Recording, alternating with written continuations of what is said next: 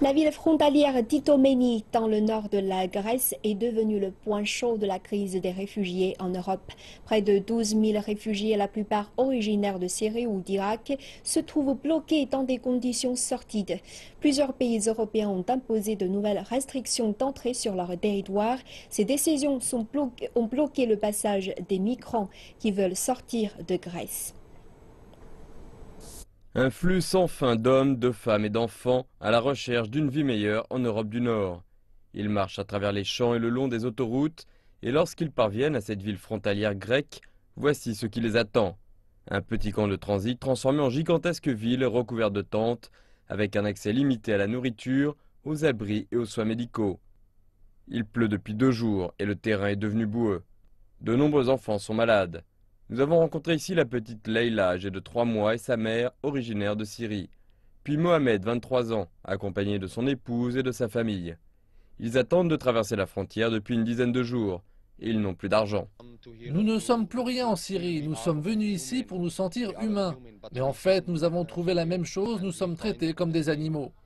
Les agences humanitaires distribuent de la nourriture. La file d'attente s'allonge de jour en jour. Il faut ainsi attendre près de 2 heures pour obtenir un sandwich, quelques fruits et de l'eau. La Grèce a mis en place un nouveau camp, situé à seulement quelques kilomètres de là, où les réfugiés peuvent profiter de meilleures conditions de vie. Mais la plupart veulent rester près de la frontière, au cas où les portes s'ouvrent.